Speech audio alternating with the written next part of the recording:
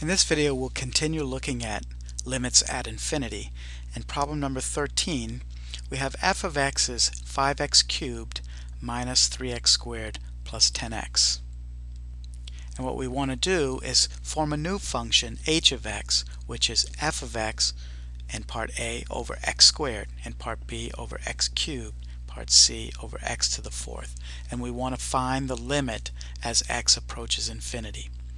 Well, f of x is a third power, x squared is a second power, so when the numerator has a higher power than the denominator, then the limit will not exist. In part b we have f of x, which is 5x cubed, the leading term there is 5x cubed, over x cubed, and there they have the same degree, and so we just need to divide the leading terms. 5x cubed over x cubed gives us a limit of 5.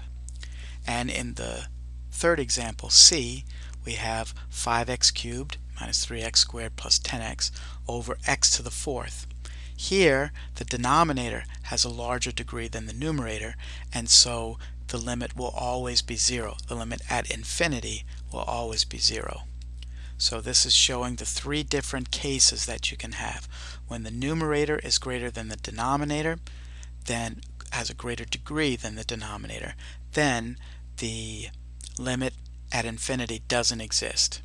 If the numerator and denominator share the same degree, then we just need to divide the leading terms of each of those, numerator and denominator, and we'll get our limit. When the denominator has a greater degree than the numerator, then the limit at infinity will always be 0. Right, I'm going to go on now to the next set of problems. So we'll look at number 15. A, limit as x approaches infinity of x squared plus 2 over x cubed minus 1. The denominator has a higher degree, limit is always 0. B, limit as x approaches infinity, x squared plus 2 over x squared minus 1.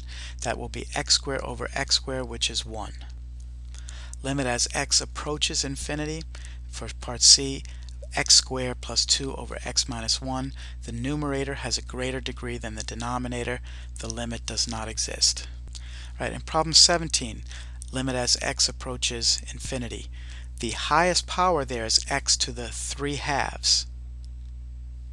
In the denominator, the highest power is 3x squared. Well, x squared, a 2, is greater than a 3/2, and so the denominator has the higher degree, and so the limit will be 0.